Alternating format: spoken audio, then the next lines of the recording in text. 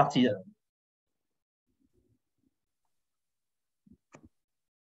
Bonjour, bonjour à tous et bienvenue à ce nouvel webinaire du mardi. Et aujourd'hui, nous allons parler du rôle du microbiote, donc le rôle du microbiote du sol à l'intestin pour la santé globale.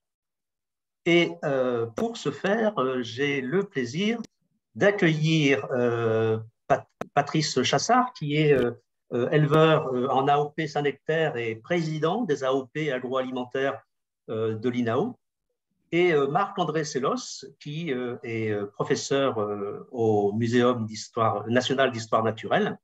Et donc, nous avons deux personnes aujourd'hui, et Marc-André, qui nous a fait un peu peur pour démarrer, il n'arrivait pas, et Marc-André, qui va jouer en plus deux rôles, puisqu'il va jouer à la fois le rôle du chercheur et le rôle de l'enseignant, compte tenu de ces deux casquettes. Et donc, avant de donner la parole à Marc-André et Patrice, vous pourrez un peu développer votre présentation de vous-même. Je vous rappelle que vous avez deux façons d'interagir avec nous, avec les intervenants et l'animateur.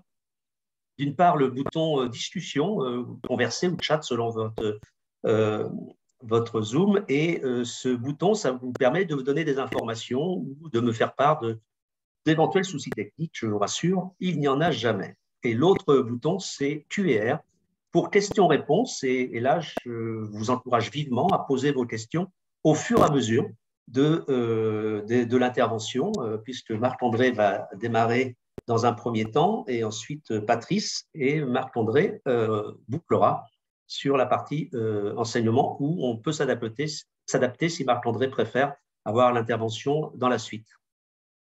Voilà. Et donc, je vais laisser la parole à Marc-André. Tu as un diaporama, je suppose, Marc-André? Absolument, absolument. Et je te laisse introduire le sujet, et je souhaite un bon webinaire à tout le monde. Alors effectivement, dans une première dizaine de minutes, je vais essayer de vous brosser un panorama de comment les microbiotes construisent quoi? Déjà les plantes. Parce que les plantes, vous savez, si elles sont vertes, c'est qu'elles ont des chloroplastes dans lesquels on trouve la chlorophylle, d'accord? Des chloroplastes qui convertissent le CO2 en sucre en utilisant l'énergie atmosphérique l'énergie solaire grâce à la chlorophylle. Mais ces chloroplastes, ces particules vertes qui font la photosynthèse dans la cellule, figurez-vous qu'on sait maintenant que ce sont en fait des bactéries. Les chloroplastes contiennent un petit génome bactérien. Ils ressemblent beaucoup à des bactéries qu'on connaît dans la nature, qu'on appelle des cyanobactéries. Et en fait, si les plantes sont vertes, eh bien, c'est simplement que, et si elles sont capables de photosynthèse, c'est qu'elles abritent et se transmettent de génération de cellules en génération de cellules, de génération de plantes en génération de plantes, des bactéries intracellulaires capables de photosynthèse. Donc, la présence des microbes, elle est intime chez les plantes, puisqu'elle va jusqu'au cœur de leurs cellules et à leur donner la capacité de faire la photosynthèse. Mais ce n'est pas tout.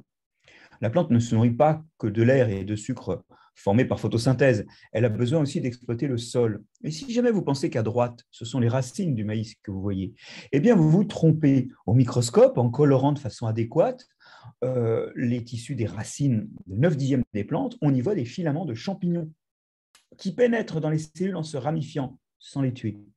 En réalité, ce qu'on appelle des racines, ce sont en fait des mycorhizes, c'est-à-dire un organe mixte entre une partie de la plante, la racine, et des champignons dont le mycélium est présent dans le sol et dans la plante et dans la racine. Et ces mycorhizes, eh bien, elles permettent un échange entre les partenaires où la plante donne des sucres et des vitamines aux champignons, tandis que le champignon, lui, va chercher de l'eau et des sels minéraux dans le sol. Et ça, c'est quelque chose qui a construit de tout temps la nutrition de la plante et qui lui a permis de vivre dans des sols peu concentrés. Alors, je voudrais maintenant vous montrer que ces champignons protègent la plante.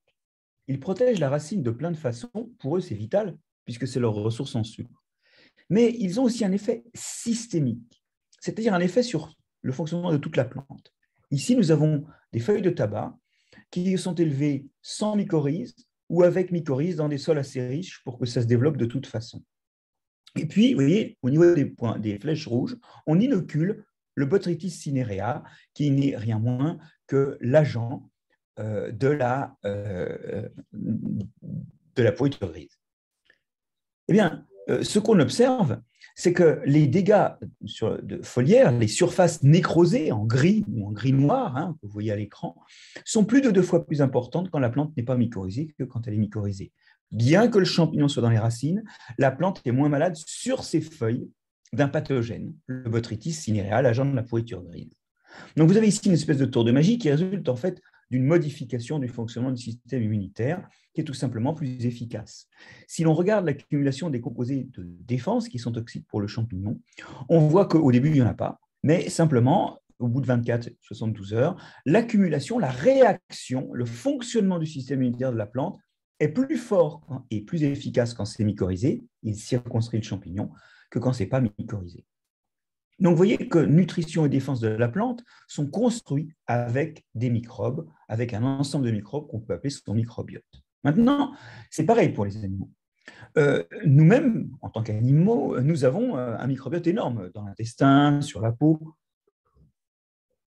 Dans notre intestin, nous avons autant de cellules, de microbes, de bactéries et de levures que de cellules humaines dans notre organisme. Nous en avons également sur la peau, nous en avons dans le nez, dans le vagin, dans le canal auditif. Et en fait, eh bien, le microbiote intestinal, il va aussi nous aider à nous nourrir car il nous aide à digérer les bactéries et les quelques levures du tube digestif détruisent des aliments complexes et en font des aliments assimilables par elles d'abord.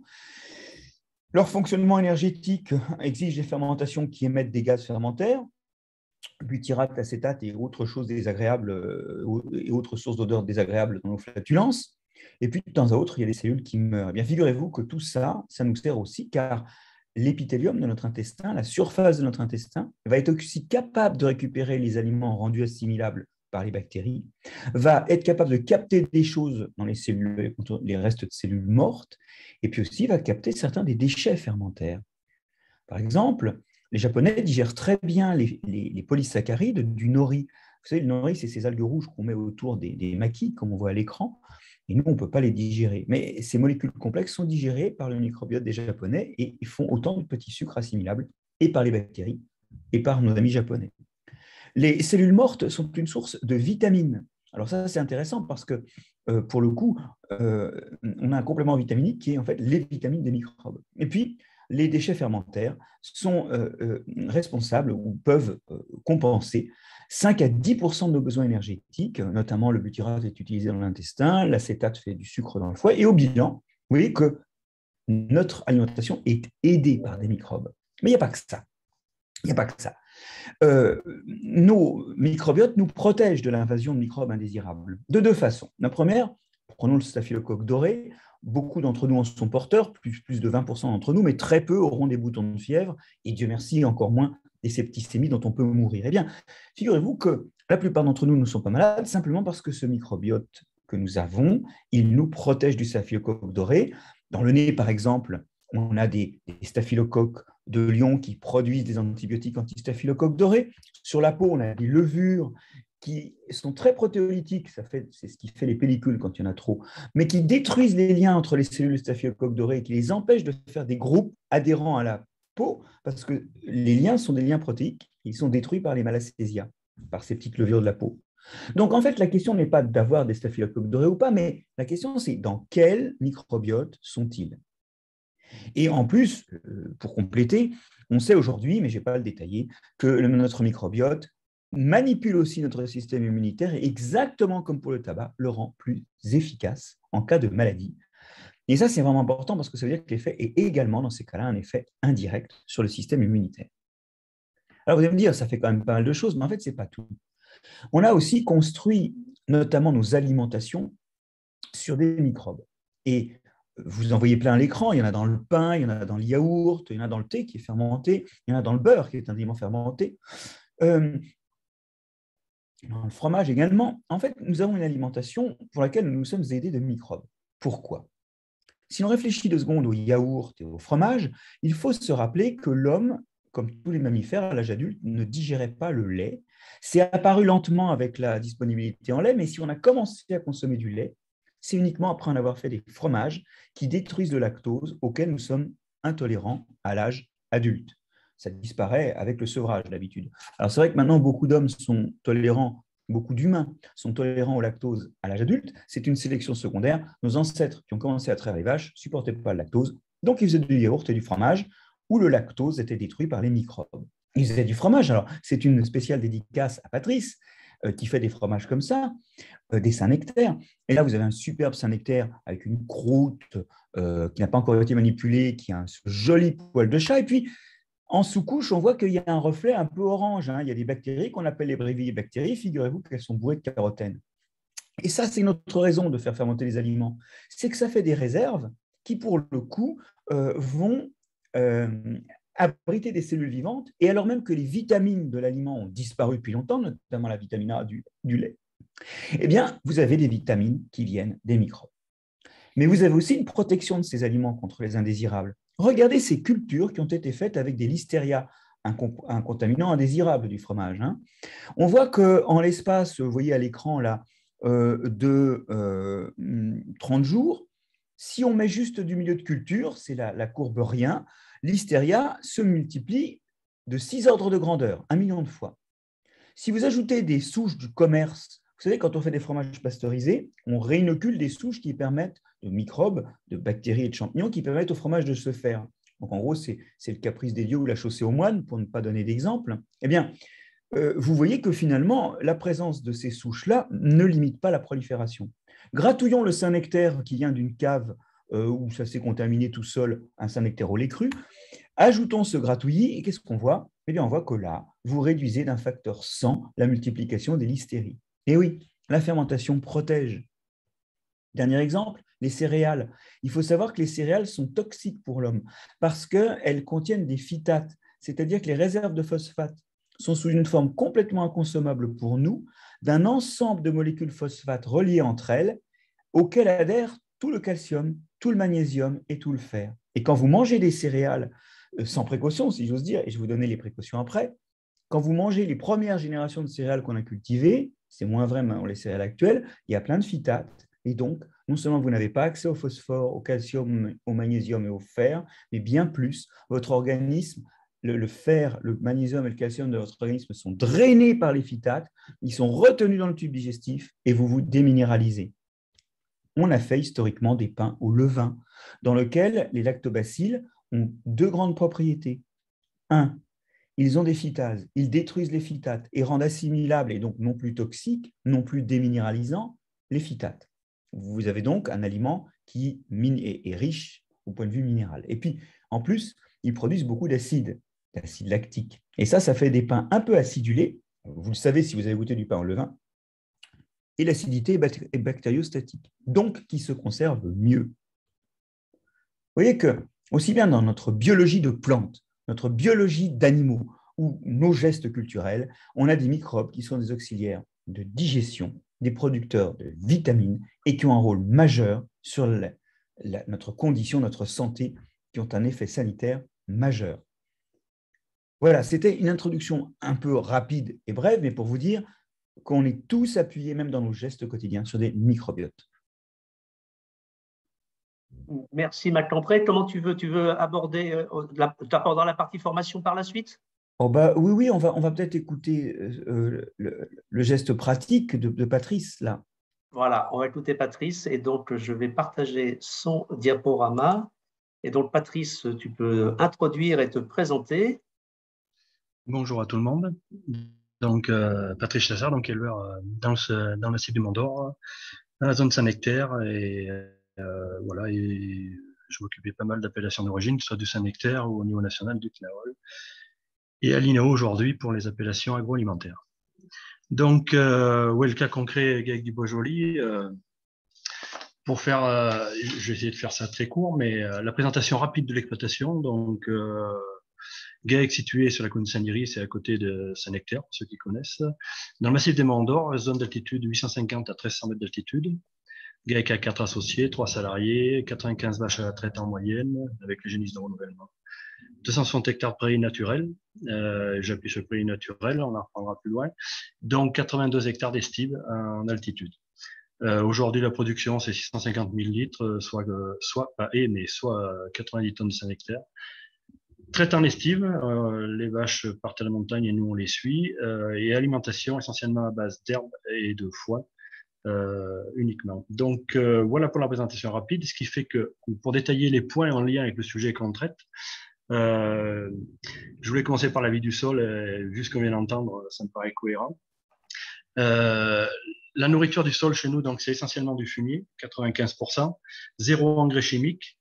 L'objectif, c'est d'avoir une flore du sol apte à transformer les matières organiques en matières minérales quand la plante en a besoin, c'est-à-dire quand il pleut notamment. Et le choix par rapport à ça, c'était de faire une fumière couverte avec une capacité de stockage supérieure à 6 mois pour éviter notamment le volet lisier. Les conséquences de ça, c'est d'avoir une herbe avec une grande diversité floristique. Alors, on fait des diams, ça s'appelle diagnostic multifonctionnel des prairies, où effectivement, sur l'exploitation, on a 37 espèces en moyenne par type de prairie et une douzaine de types de prairies. Tout ça, cette grande diversité floristique, elle joue sur plusieurs phénomènes. Elle joue sur la santé, elle joue sur l'adaptation en cas de problème et elle joue aussi sur le goût des produits à l'arrivée, notamment à travers les terpènes.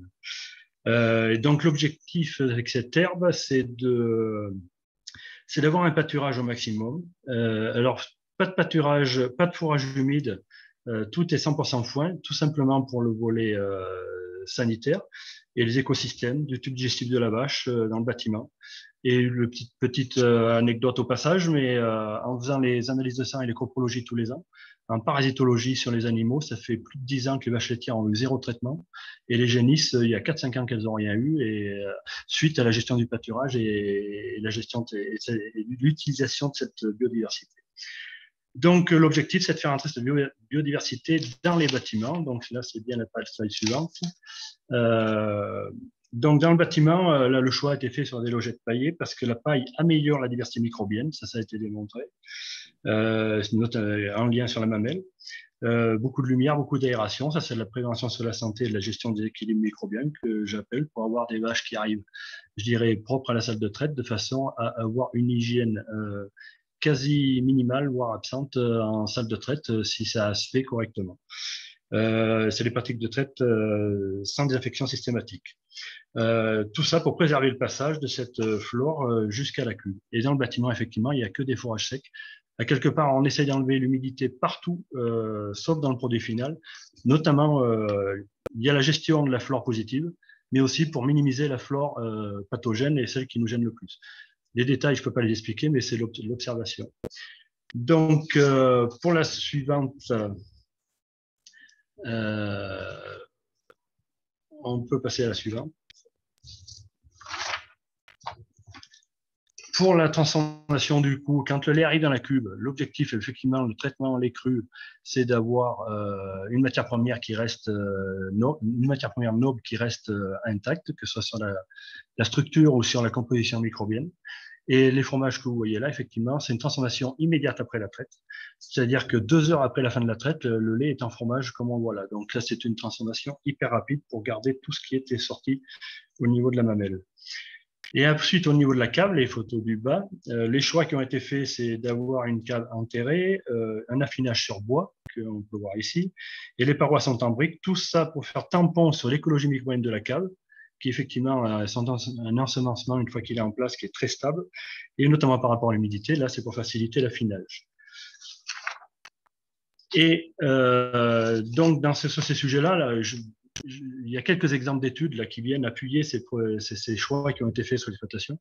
Alors, c'en est 3-4 prises au hasard, hein, donc c'est pas exhaustif, c'en est loin. Et moi, je vous dirais juste que j'en ai retenu en 2 mots, parce qu'il faut, en timing, on ne peut pas développer. Ceux que ça intéresse, on pourra les retrouver par ailleurs.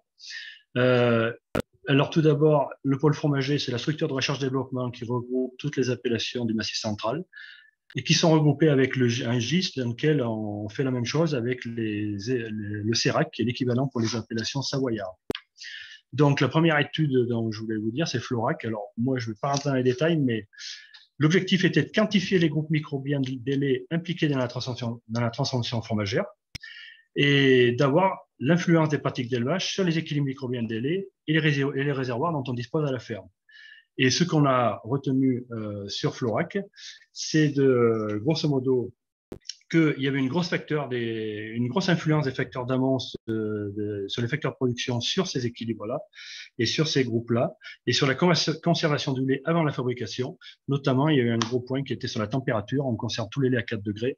De les stocker à 4 degrés, on favorise les flores favorables à la transformation fromagère, alors qu'à 4 degrés, on favorise des flores psychotrophes qui posent beaucoup de problèmes parfois en transformation. Voilà pour Florac.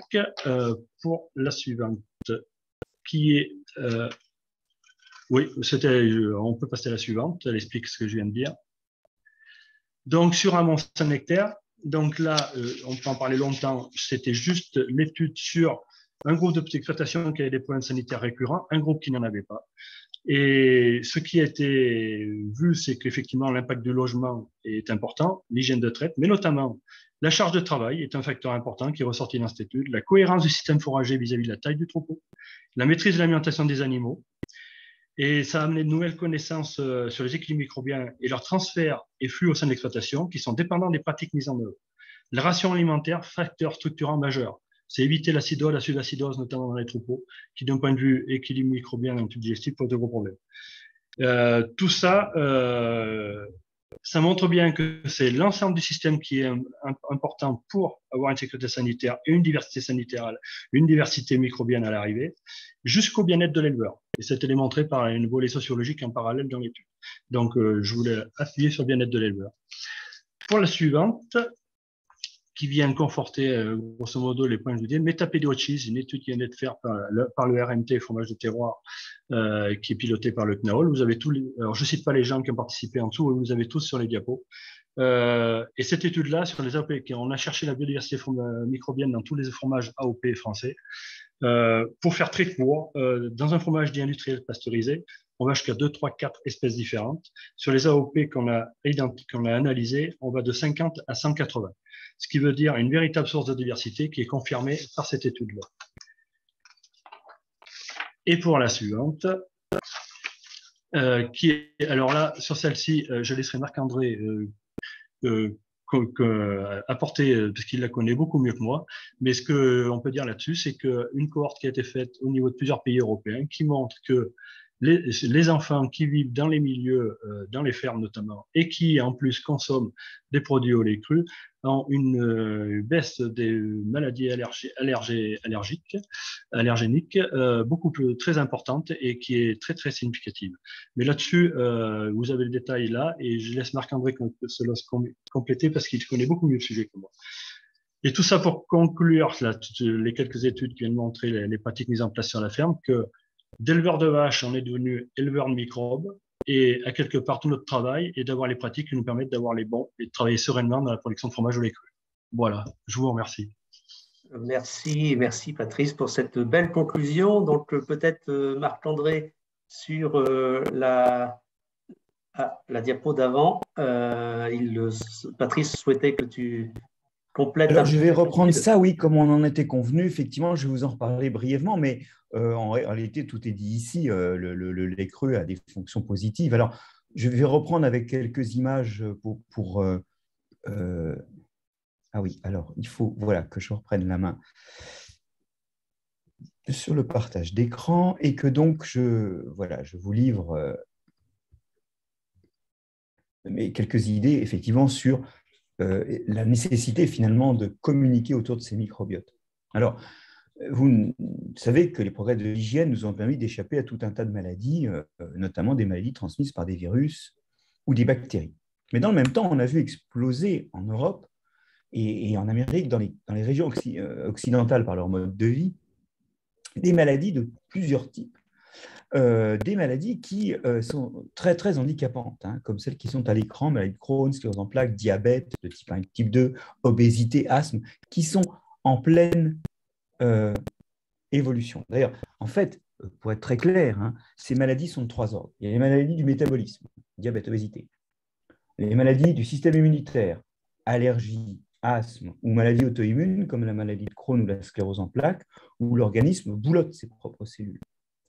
Et puis, il y a les maladies aussi du comportement, autisme pour les plus jeunes, mais aussi Parkinson et Alzheimer pour les plus vieux. Et dans toutes ces maladies, je dis bien toutes, on observe que, 1, les individus sains et les mêmes microbes microbes.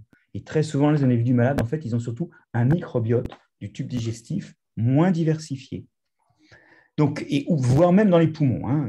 Notamment, là, il y a des travaux qui viennent de sortir sur l'autisme qui montrent que les microbes présents dans les poumons ne sont pas les mêmes et qui sont nombreux. Donc, si vous voulez, on a réellement ici des maladies qui corrèlent avec un microbiote moins diversifié. Est-ce que c'est une cause ou une conséquence? Eh bien, dans toutes ces maladies, il y a au moins une étude qui a transmis à un individu malade des microbiotes d'un individu sain, et là, on voit que les symptômes régressent. Alors, ils ne régressent pas complètement, ce qui veut dire qu'il y a aussi le terrain génétique, la façon de vivre, l'environnement compte aussi.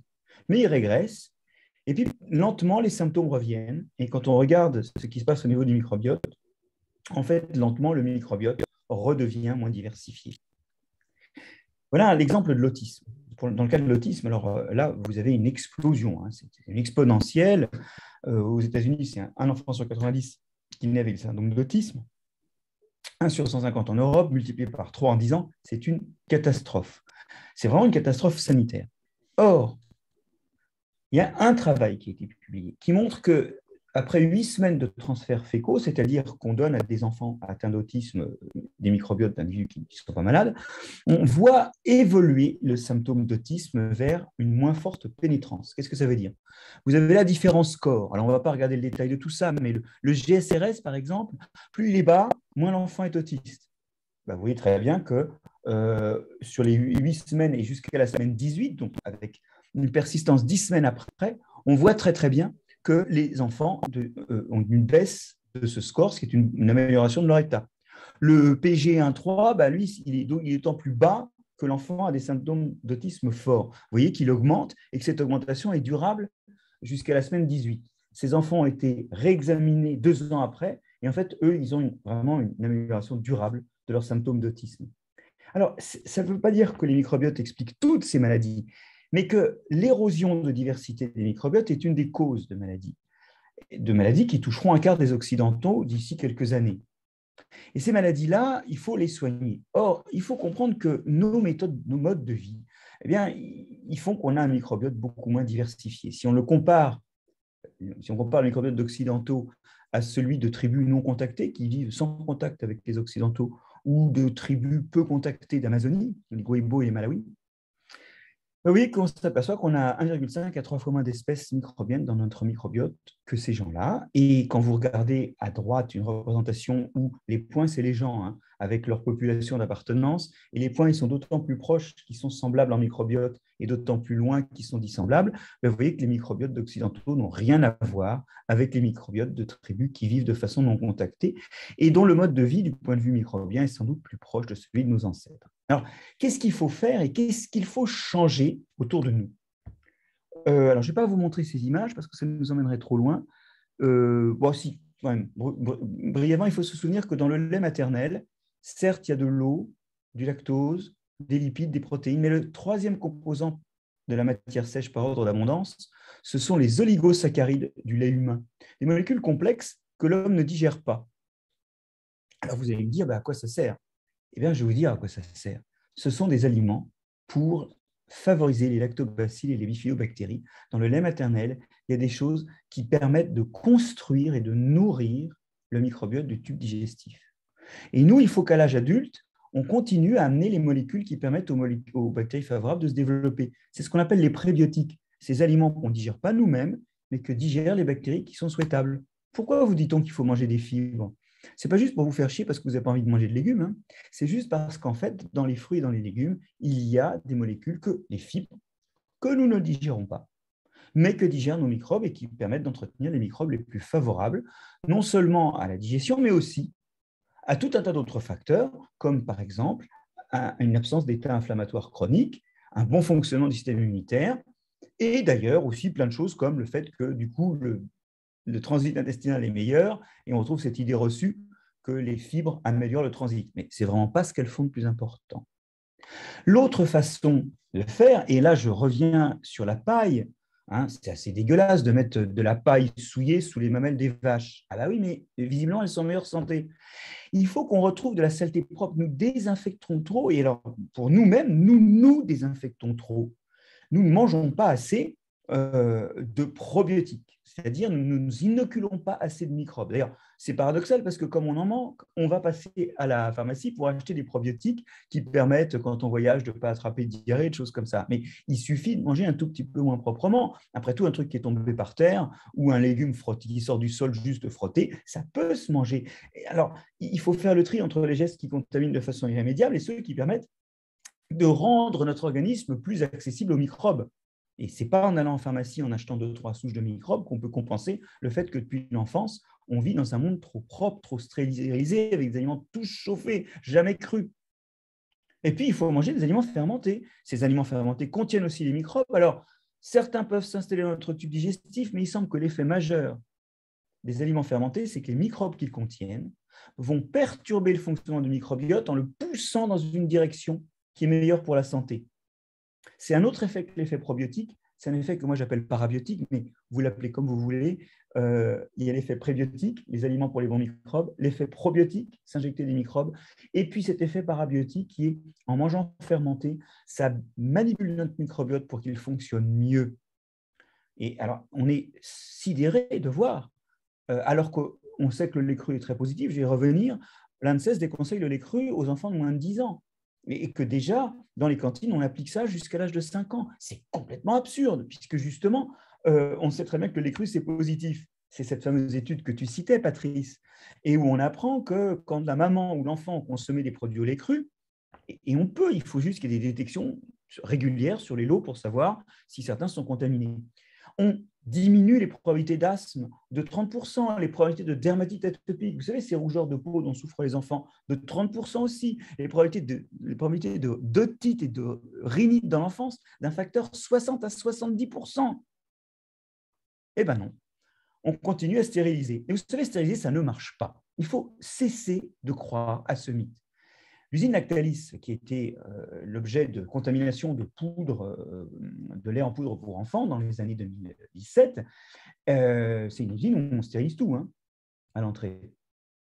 Et ça ne marche pas parce que c'est un endroit vide où il n'y a pas de microbiote installé pour empêcher l'installation des indésirables. C'est tellement vrai que la contamination de 2017, elle avait déjà, alors que l'usine n'appartenait pas à Lactalis, la même salmonelle était déjà là en 2005 et avait provoqué des incidents de fabrication dans une unité de fromage, là encore, complètement pasteurisée. La stérilité, ça ne marche pas. C'est un mythe. Aucun organisme n'a été sélectionné pour fonctionner sans autres microbes autour de lui. Et d'ailleurs, là, l'unité, aujourd'hui, ils l'ont détruite parce que, clairement, ils ne peuvent pas la décontaminer. Alors, c'est vraiment intéressant de voir que nous avons des gestes et des décideurs ou des experts qui nous conseillent à l'opposé de ce que voit la science aujourd'hui.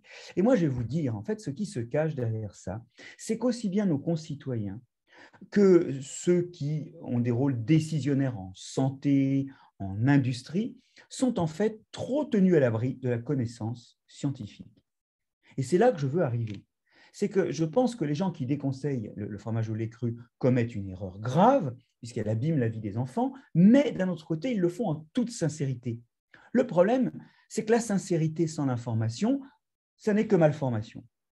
Et de ce point de vue-là, on a vraiment besoin que dès le jeune âge, on ait des formations en biologie qui permettent de comprendre la logique du monde vivant, nourrir la meilleure science. Où est le programme de sciences de la santé ou de sciences de l'environnement ou de biologie au primaire? Il n'y en a pas. Il y en a au collège une petite heure, 1 heure et demie. À partir de la seconde, il n'y en a plus dans le tronc commun. Il n'y a plus les fameuses sciences de la vie et de la terre.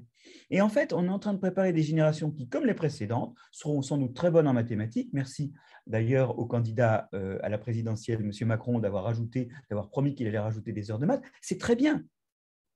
Sauf qu'aujourd'hui, les générations sélectionnées par les maths et la physique, elles ont fait le désastre environnemental et sanitaire qui est autour de nous. Et donc, j'en reviens là-dessus. Ici, c'est le président de la fédération Biogé, une fédération d'académies, dont celle d'agriculture et de médecine, de sociétés scientifiques, du muséum, de sociétés de journalistes et d'associations d'entreprises, qui militent pour qu'on remette le savoir-faire biologique dans les mains du citoyen, dans sa formation initiale et dans sa formation continue.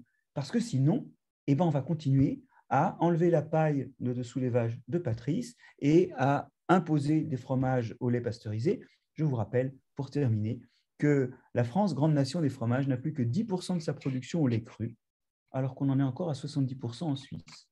Le désastre, il est culturel, gastronomique, sanitaire et humain. Parce que je connais des collègues de Patrice qui ont de gros problèmes avec la DGCCRF sur la qualité de leurs étables, et alors que leurs Saint-Nectaire sont délicieux, ils sont lentement poussés à fermer leur exploitation. Donc, j'en reviens à ça. Ça va être dur d'accueillir les bons microbes et d'avoir une saleté propre, mais ce sera d'autant plus dur que nos concitoyens ne seront pas formés à ça. Merci Marc-André. Par rapport on va peut-être pas trop développer les aspects formation parce que tu avais prévu de parler un peu plus d'exemples de formation ou pas? Parce qu'il y a un certain nombre de questions et puis je pense qu'il est important, on va prendre les questions des spectateurs évidemment, mais de rappeler un peu le continuum, puisqu'on avait intitulé microbiote du sol à l'intestin, donc on a assez peu parlé finalement, bon, Patrice en a parlé un petit peu, on a assez peu parlé finalement de cette question du microbiote du sol, c'est-à-dire que aujourd'hui, il y a beaucoup d'études en microbiologie des sols, on n'avait pas assez développé ces études-là, et est-ce qu'on retrouve les micro-organismes du sol comme ça et passent de la plante à l'animal, à l'aliment et à l'intestin, ou est-ce que ce n'est pas les mêmes micro-organismes qu'on a dans le sol et qu'on retrouve dans l'intestin? Ah oui, alors ça, c'est une question intéressante qui est d'ailleurs en cours d'étude. Il y a des gros protocoles. Patrice, d'ailleurs, fait partie, je crois, des gens chez qui ça se passe pour suivre ça. Mais a priori, il y a beaucoup de filtres à toutes les étapes. Tout ne rentre pas dans la plante. Ce qui est dans la plante, tout ne va pas s'installer dans l'intestin de la vache. Les règles du jeu sont très différentes. Et tout ça ne va pas se retrouver dans le lait. Alors, il peut y avoir des courts-circuits. C'est vrai qu'un microbe du sol peut se retrouver sur un pied et arriver dans le fromage. Mais là encore, le fromage, ce n'est pas du sol. Donc, il n'est pas exclu qu'il y ait des microbes, j'allais dire, amphibies. Il y a au moins un microbe, je crois que c'est un bacillus, dont on a montré que quand les gens consomment du lait, eh ben, ils peuvent installer dans leur tube digestif une bactérie qui est présente dans le parmesan. Voilà. Alors, donc, il y a quelques exemples de microbes qui vont être capables de vivre sur deux niches. Mais l'idée, c'est que, en fait, il y a quand même, c'est des microbiotes différents. Et simplement, je ne sais pas si Patrice, tu as d'autres résultats sur ces études-là que mène l'INRA, très, très intégrées sur… Je n'ai pas de résultat, par contre, sur l'observation de ce que je peux sentir, je partirai dans l'autre sens, c'est que l'écologie microbienne utile à la santé animale est parfaitement corrélée à celle qu'il nous faut pour le fromage. Alors après, effectivement, l'INRA a montré qu'on trouve un petit pourcentage les flux, on les voit, et effectivement, c'est pas tout le monde qui arrive au bout, quoi. Mais par contre, la moitié de la flore qu'on trouve sur la mamelle des vaches, c'est de la flore d'affinage. Donc, c'est historiquement que les flux ont dû se faire et que ça a dû se développer dans les caves. Mais voilà, moi, le gros point fort que je trouve là-dessus, c'est le lien entre santé animale et qualité des fromages. Oui, bah oui, c'est ça. Il y a ces aspects de santé, effectivement, de tous les compartiments.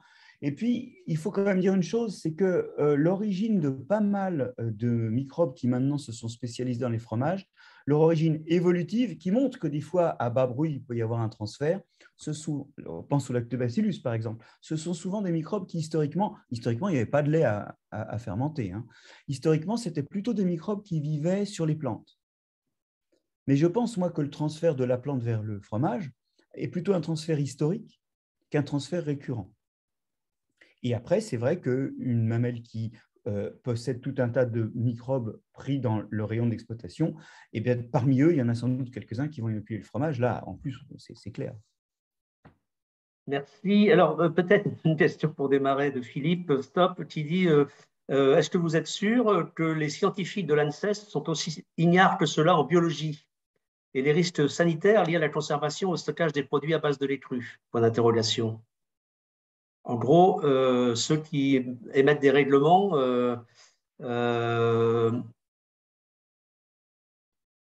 tu avais l'air de critiquer tout le process. Moi, j'ai bien insisté sur le fait que je ne mettais pas en doute leur sincérité. Et je suis conscient qu'en disant cela, j'ai insisté d'une certaine façon sur le fait que je mettais en doute la pertinence de leurs décisions. Je ne peux pas faire autrement. J'ai sur les 2 écrans successifs le résultat de la cooptature qu'avait déjà indiqué un Patrice qui dit qu'avec des fromages au lait cru, on a moins d'incidence de ces maladies de la modernité, allergies, les problèmes de dysfonctionnement de la peau. Bon. Et puis d'un autre côté, j'ai effectivement des règlements qui veulent étendre l'interdiction de consommer du fromage au lait cru. Là, je suis désolé, il y a un problème de lecture de la bibliographie. Il y a un problème, j'allais dire, de génération intellectuelle, parce qu'il y a un moment où on a pensé qu'on allait faire mieux en stérilisant et en mettant quelques microbes qui technologiquement faisaient le fromage. Donc, il y a une sincérité autour de ça. Mais je suis désolé, je suis profondément désolé et je m'excuse de devoir souligner l'incohérence qu'il y a là et qui est sans doute liée au fait que les compétences médicales et vétérinaires sont surreprésentées. Mais les amis, ce qu'on est en train de dire là, c'est qu'on a tous des liens en microbes, c'est les réseaux écologiques, c'est notre écologie, c'est nos liens de symbiose, de parasitisme, de mutualisme, de compétition avec d'autres organismes, ceux de notre microbiote qui sont en cause. Ils sont où les écologues là? Ils sont où les biologistes en fait? Ben, ils ne sont pas là, parce que culturellement, nous avons dans ces commissions des gens qui sont de très bons experts en santé animale et en santé humaine. C'est comme dans One Health, vous savez, cette grande théorie qui dit qu'il n'y a pas de santé humaine sans santé des animaux et santé de l'environnement. Allez dans une réunion One Health et chercher les écologues, ils ne sont pas là. Il manque une compétence. Ok, donc… Pardon de devoir être si incisif. Une question je répète mon estime à tous les collègues qui siègent dans ces commissions. Mais il arrive qu'on fasse des bêtises. Une question d'Arnaud, et du coup, est-ce que ce type d'information, ce type de connaissances écologiques, est-ce que c'est intégré dans les formations vétérinaires? Alors, a priori, la réponse, c'est non. À quand la formation à l'écologie des micro-organismes? Je pense qu'on ne peut pas dire ça. Enfin, moi, je représente aussi les écoles vétérinaires ici. Il y a des écologues dans les écoles vétérinaires, mais après, c'est peut-être la question de la responsabilité. Ça commence. Alors, pour moi, ça commence l'enseignement. Ça démarre. Ça démarre vas-y, seulement. Patrice, vas-y. On a fait un colloque au ministère de l'Agriculture le 30 janvier 2020 sur ces sujets-là. Et depuis, je sais qu'il y a des chercheurs, Christophe Chassard, récurrent de l'Union qui va régulièrement à Vetagrosup. Alors, Agrinium, je ne sais pas qui c'est qui va, mais j'ai l'impression que ces notions-là, elles commencent à entrer dans les milieux de formation. Et c'est capital. Hein. Je rejoins Marc-André sur le sujet. Alors, personne ne va à Agrinium, hein, Patrice, parce que Agrinium, c'est la coopération entre les écoles. Donc, c'est Vetagrosup, Oniris, ENVT et Maison Alfort. Alors, on a eu aussi un colloque remarquable sur une seule santé à Vetagrosup Lyon. Oui. Les actes sont en ligne, ils ont été, enfin, les conférences sont en ligne et tout. C'était génial. Alors ça, c'était juste après je ne sais plus quand c'était, mais c'était un colloque sur une seule santé, One Health, qui était vraiment génial et qui montre qu'il y a un mouvement dans les écoles vétérinaires. Mais comme il n'y a pas de formation continue, le problème, c'est que ça va nous faire des jeunes mieux formés, j'en suis convaincu. Et je ne voudrais surtout pas taper sur les écoles vétérinaires, je vais vous dire tout de suite après pourquoi. Mais on a quand même un problème de formation continue pour les vieux comme moi, hein, ceux qui ont le poil blanc et qui sont aux manettes. Et puis, alors, on a autre chose. Très bizarrement, moi, j'ai été dans la commission des programmes de classe préparatoires, vous savez, qui sont les communes aux écoles d'agronomie, aux écoles véto. Et il y a eu, après la réforme du lycée, on a refait les programmes. Et on a eu une demande des écoles vétérinaires. Moi, j'en étais assis par terre parce que j'aurais attendu ça comme une demande des agros, mais qu'ils ne l'avaient pas formulée. Les écoles vétérinaires nous ont demandé d'introduire du sol dans les programmes de classe préparatoire. Pouvez-vous imaginer ça? C'est absolument incroyable. Et en fait, ça fait du sens parce que derrière, il y a tout ce programme de santé commune, de vision systémique de la santé, non pas comme la priorité d'un organisme, mais comme appuyé sur tout le reste de ses relations à l'écosystème. Donc, moi, je ne suis pas négatif sur les écoles d'agro, par contre. Je trouve juste que ça va lentement, ça pourrait aller plus vite, mais je suis très positif sur leur action. Et vous voyez, le coup du sol, là, moi. Et Catherine Magras,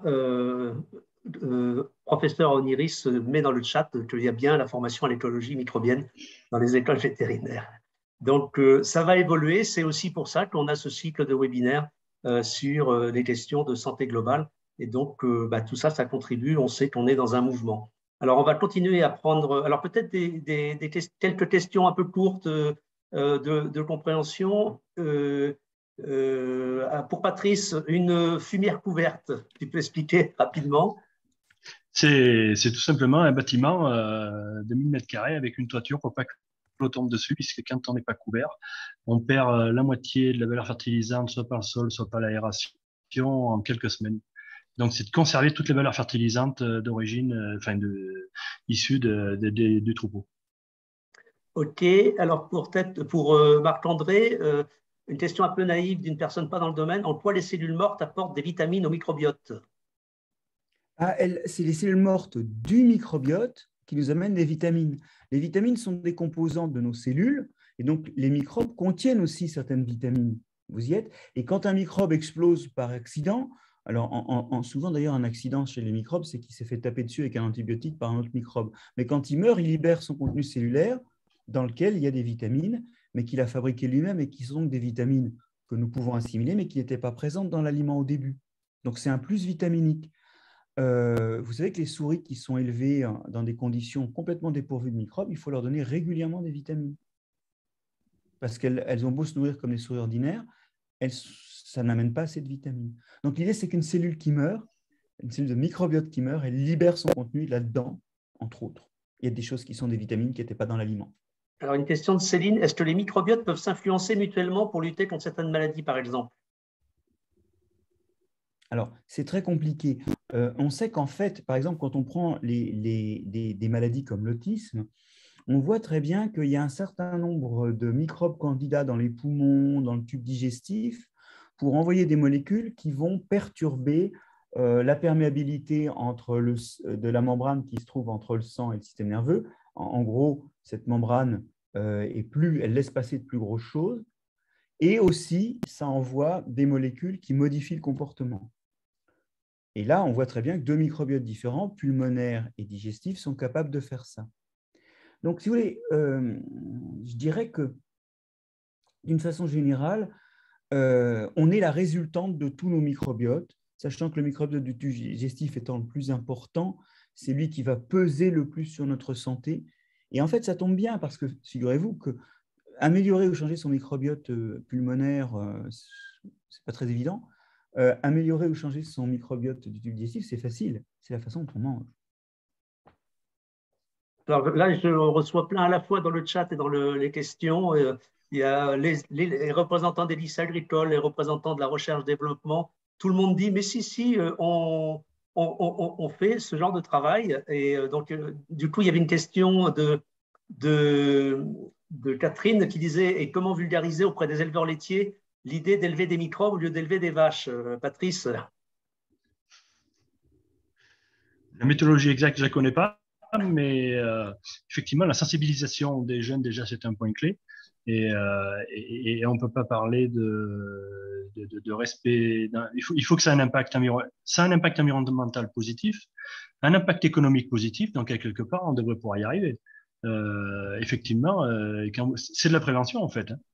La prévention, ça coûte pas cher par rapport au curatif quand vous avez besoin, et vous diminuez l'utilisation d'antibiotiques. Donc, il y a beaucoup de sujets qui viennent se rallier à cette thèse-là. C'est de la C'est du prévention. bien-être animal. Ouais, mais ça veut dire que quelque part, on est obligé de tout changer. Parce qu'il y avait une question dans le chat qui disait est-ce que manger des fromages, manger des produits sans pesticides, est-ce que ça améliore le microbiote? Je pense que ce genre de. Marc-André, c'est quoi ta réponse? Alors, ma réponse à ça, c'est que bien avant, sur les effets sur le microbiote, bien avant les pesticides, même si c'est un consommateur de bio qui vous parle, hein, mais avant même les pesticides et les résidus de pesticides, les émulsifiants, les conservateurs et les édulcorants sont connus pour être de profonds perturbateurs du microbiote. Et j'aurais pu ajouter ça sur la liste des choses à faire ou pas faire. C'est vrai que je vous ai dit tout ce qu'on pouvait faire positivement, mais il y a des choses qu'on peut ne pas faire négativement. C'est des antibiotiques à tout va, mais des fois on est obligé. Et puis tous ces agents, des aliments un tout petit peu transformés, je le répète, émulsifiants, édulcorants, agents conservateurs. Bon, il y avait les oxydes de titane avant, mais maintenant ils sont interdits justement à cause de ça. C'est ce qui faisait le blanc, hein, vous savez, sur les dragées de chewing-gum, par exemple. Bon. Donc, il y a effectivement des substances qu'on va dire xénobiotiques et étrangères au monde vivant qui se trouvent être mauvais pour notre microbiote et certaines font partie de nos aliments. Donc, moi, je commencerai d'abord par là et puis effectivement, après, moi, je consomme du bio pour plein de raisons, les effets des résidus de pesticides sur moi et sur mon environnement. J'aimerais juste, si je peux me permettre, je vois qu'il y a une question qui nous parle des steaks à propos du lait. Alors, c'est complètement hors sujet, hein, parce que ce n'est pas les steaks qu'on trouve dans le lait cru, c'est d'autres bactéries qui sont dangereuses. Hein, et quelqu'un me dit justement, ah oui, alors le problème, c'est qu'il y a des risques d'intoxication aiguë. C'est vrai. Et donc, c'est pour ça que j'ai dit que je pense que le lait cru, il faut de la détection sur les lots. Mais ce qui est faux, c'est cette romance qu'il y a des morts à cause du lait cru. Je veux le nom d'un mort. Je veux le nom d'un mort. Parce que les toxi-infections alimentaires, c'est à 97% la viande et à 3% le lait. Et d'ailleurs, là-dedans, fouillez bien les chiffres. On n'a pas de bons chiffres. Hein, au ministère, les chiffres qu'on nous donne, ils sont mélangés. Mais là-dedans, il y a des toxi-infections alimentaires liées au lait pasteurisé. Je vous remets en tête ce qui est arrivé chez Lactalis. Il faut cesser avec ce roman qu'il y a des morts et cesser avec ce roman qu'il n'y a pas de mort quand c'est pasteurisé. Ce n'est pas vrai. Il y en a peut-être un peu moins quand c'est pasteurisé, mais on a perdu l'effet bénéfique. 25% des petits Français en 2025 auront des dermatites atopiques, des problèmes de diabète, des problèmes réellement handicapants. Et donc, la question, c'est une balance et un choix aussi laissé aux citoyens entre le type d'inconvénient que l'on veut, car il n'existe pas de système optimal. Mais de grâce, on a une vision des intoxications au lait cru qui est complètement composée. Je ne sais pas d'où d'ailleurs. Et alors, bon, Bénédicte met un lien en disant il y a sur le point, il y a des autorités qui s'alarment après la mort de 2 enfants. Donc en fait, c'est un problème d'information qui n'est pas complètement basé sur des connaissances scientifiques, si je comprends bien. Oui, mais ce n'est pas du lait cru, là. Hein. C'est des problèmes d'hygiène. Et si alors, vous regardez le lien qu'a donné la dame, ouais. Eh bien, vous verrez un steak. Oui. Alors, peut-être une question de Dorian. C'est vrai que pour la viande, hein, c'est aigu. Hein. Dorian qui dit bonjour, vous évoquez les fromages au lait cru comme un objet culturel, notamment comme ça fait rond au terroir. Est-ce que les microbes sont devenus des acteurs ou des objets politiques? Et surtout, comment articuler un changement de paradigme, menace, potentialité des microbes, au sein d'une profession où lorsqu'on parle de microbes, cela évoque les pathogènes? En gros, microbes, ça fait peur. Et la culture de l'hygiénisme fait qu'aujourd'hui, dire que on doit et il faut encourager le développement des microbes, il y a un problème de compréhension de la complexité. Marc-André et Patrice, vous avez quoi à répondre à Dorian? Tu veux commencer ou... Vas-y, Patrice. Moi, sur un point de ce que je constate régulièrement, hein, sur les suivis techniques qu'on développe sur le terrain, aujourd'hui, vous avez 9 techniciens sur 10, c'est hygiène, hygiène, hygiène. Et on commence à changer certaines structures, c'est-à-dire qu'il faut réfléchir autrement. Par contre, il faut peut-être changer les pratiques en amont. À un moment, il faut... Enfin, je vais prendre un exemple concret. Hein. La mélangeuse, qui est un truc qui se vend un peu partout aujourd'hui. Si vous avez un fourrage avec un petit peu de listeria à l'intérieur, vous le mélangez bien pour que tous les animaux en mangent et qu'ils en bouffent dans tout le bâtiment. Et vous mettez votre écologie microbienne en très forte prévalence de listeria. Donc, derrière, après, c'est hyper compliqué. Pour faire l'hygiène que vous voulez, un jour ou l'autre, ça passe. Si vous avez les pratiques qui font que vous permettez de minimiser cet impact-là au départ, ben derrière, c'est beaucoup plus facile. Et ben là, c'est tout le conseil technique qu'il faut amener là-dessus.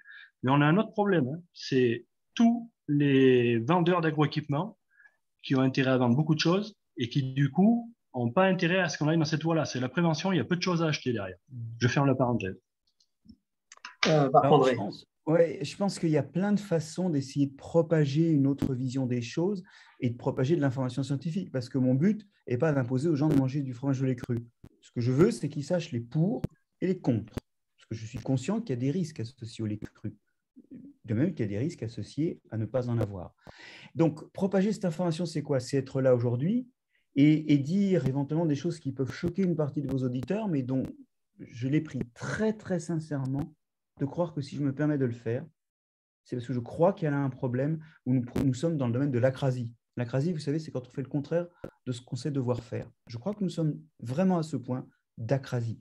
Et donc, être présent aujourd'hui, moi j'ai écrit un livre qui s'appelle Jamais seul, qui raconte justement ces microbes qui construisent les plantes, les animaux et les civilisations. Je fais plein de vidéos, elles sont gratuitement accessibles sur Internet. Je suis très présent dans les commissions de programme parce que j'essaie d'en mettre dans la formation au collège, dans la formation au lycée. J'essaie de mettre une vision plus écologique, plus évolutive du monde, avec notamment des microbes, avec des sols. Donc, moi, je crois à la formation initiale. Je me bats pour ça. J'essaie de faire de la vulgarisation. Je pense qu'il faut tous qu'on en fasse. Mais quelque part, on vit dans un monde où on n'a pas assez, au-delà de ça, de formation continue. Vous êtes réputé quand vous sortez à estampiller avec votre diplôme de vétérinaire ou de médecin. Vous êtes ou d'ailleurs d'agrégé de sciences de la vie et de la terre, ce qui est mon cas, ou vous avez votre diplôme, c'est bon. 50 ans après, vos connaissances sont encore... 50 ans après, vos connaissances encore pertinentes? Non, mais il ne faut pas croire en l'avancement des sciences pour entendre une chose pareille. Donc, on a un vrai problème autour de la formation continue. Et ça, je crois que c'est le facteur limitant qui explique comment certains, en toute sincérité, font ce qu'il ne faudrait pas faire. Je voudrais dire un mot des étagères en bois, Patrice, qu'on te fait recouvrir de plastique. On sait très bien qu'il y a des tanins dans ce bois qui sont des régulateurs de la flore qui s'infiltrent là. Et que ce qui s'infiltre là, c'est précisément les lactobacilles. C'est bien connu pour les gerlots ou les gerlous, là, ces grands pots dans lesquels on fait le Cantal. En fait, c'est l'endroit d'où s'inoculent les bactéries qui font le fromage et elles seules parce que les autres n'arrivent pas à s'installer. Donc, on a quelque part des pratiques empiriques dont aujourd'hui on sait qu'elles sont les régulatrices. Et c'est ça le programme de la saleté propre. Ce n'est pas accepter n'importe quoi, mais c'est faire le tri entre des pratiques anciennes, comme le contact direct du fromage avec le bois, et des pratiques nouvelles comme la vaccination. Je peux vous dire que moi, un de mes combats, c'est de lutter contre les antivax, parce que si on n'est pas vacciné, on ne peut pas s'exposer à être colonisé par des microbes. Donc, c'est un mélange de tradition, les étagères en bois, et de modernité, les vaccins. C'est ça qu'il faut qu'on arrive, et il faut qu'on fasse notre inventaire dans toutes ces procédures, mais pas un inventaire à la hache, pas un inventaire mutilant comme ce qui a été fait. Merci. Difficile de poser une question, mais je vais quand même prendre une petite dernière de Stéphanie. Est-ce que le lien microbiote des plantes, microbiote et santé humaine peut se faire via les métabolites secondaires des plantes? C'est-à-dire, est-ce que les plantes avec un microbiote plus diversifié ou équilibré produisent des substances pour leur défense contre les maladies, par exemple, qui sont également bénéfiques aux humains lorsqu'ils consomment les plantes? En gros, c'est cette idée du continuum sol-plante Oui, humain. mais qui serait par le biais de la chimie de la plante. Ouais. C'est très dur à dire, mais on sait qu'effectivement, une bonne partie des métabolites secondaires de la plante, des molécules qui ne font pas partie des protéines, glucides, lipides, mais qui ont des rôles antioxydants ou des rôles anticancéreux, on sait que le spectre de ce qui est produit change dans une plante selon ce qui la colonise, les bactéries qu'il y a sur les feuilles ou des choses comme ça.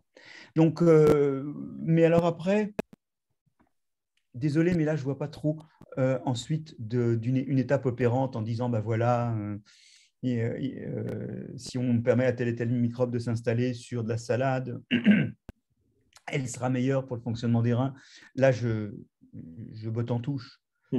C'est un peu subtil par rapport à ce qu'on sait faire pour l'instant. Oui, il y a beaucoup de travaux encore. Alors peut-être une dernière petite question d'Alexandre. Que pensez-vous du retour au sol des digestats de méthanisation, issus de digesteurs infiniment mélangés de substrats qui varient dans le temps? Patrice? Oui, a priori, il y a deux types de méthanisation. Alors qu'il est, je ne peux pas répondre clairement parce que la question que je me pose, c'est sur l'impact de digestat à long terme sur le sol, parce qu'a priori, on amènerait beaucoup, on perdrait un taux de matière organique dans le temps. Donc, il ne faut pas que ce soit seul. Il faut bien que ce soit accompagné avec d'autres choses. Encore, la diversité va compter. Mais méfiance de ce point de vue-là, du taux de matière organique dans les sols, la baisse du taux de matière organique. Alors effectivement, ça c'est important. Et d'ailleurs, en Allemagne, on recommande souvent de mélanger ces digestats à de la matière organique fraîche ou à de la matière organique riche en carbone. Pourquoi? Parce que ces digestats, en fait, c'est minéralisé. Donc, mettre des digestats, ce n'est pas tellement mettre de la matière organique, c'est mettre quelque chose qui est proche d'un engrais minéral. Et le problème, c'est que nos sols, ils ont besoin de matière organique aussi. Et c'est pour ça qu'on aurait envie plutôt de remettre le fumier et d'ailleurs aussi les ordures de nos maisons dans les champs. Parce que je vous rappelle que la matière organique, ça stocke du carbone. Ben oui, C'est un puits de carbone. C'est du carbone qui est immobilisé pour 50, 100, 250 ans, le carbone qu'on met dans le sol. 2, ça retient l'eau. Dans un pays où été plus sec, on a vraiment envie de retenir mieux l'eau dans le sol. 3, ça empêche l'érosion, ça retient les particules de sol entre eux. Et ça, c'est très important parce qu'aujourd'hui, quand on laboure, par exemple, les sols s'érodent 10 fois plus vite. Et cette matière organique, on a vraiment envie de la remettre dans les sols parce qu'en plus, quand elle se décompose, elle libère lentement de la fertilité, ce qui arrive un peu brutalement avec les digestats de méthanisation. Donc, disons que les digestats de méthanisation, c'est une bonne valorisation de l'énergie des restes, mais en termes d'apport au sol, ça n'est que de l'apport de fertilité, ça n'est pas de l'apport de matière organique. Or, il en faut aussi. Et comme on récolte dans les champs, eh ben, il n'en arrive plus assez au sol. Il faut agir aussi là-dessus. Il faut redonner de la matière organique à nos sols. Au fait, un des effets, on dit que ça va faire de la fertilité, mais qu'est-ce qui se passe? C'est juste que ça va nourrir des microbes. Donner de la matière organique au sol, c'est permettre à certains microbes qui se développent dessus de proliférer mieux et de remplir d'autres fonctions qu'ils ont en parallèle. Fixation de l'azote. Merci. Altération des Merci roches. Marc-André, merci Patrice. On est obligé d'arrêter, on a déjà dépassé. Donc, merci à tous. La semaine prochaine, on parlera d'autonomie protéique dans les fermes et sur les territoires. Donc, encore un sujet en lien avec à la fois changement climatique et santé globale. Merci à tous et à la semaine prochaine. Encore merci Marc-André et Patrice. Hein. Au revoir. Merci. Au revoir. Merci d'avoir été là.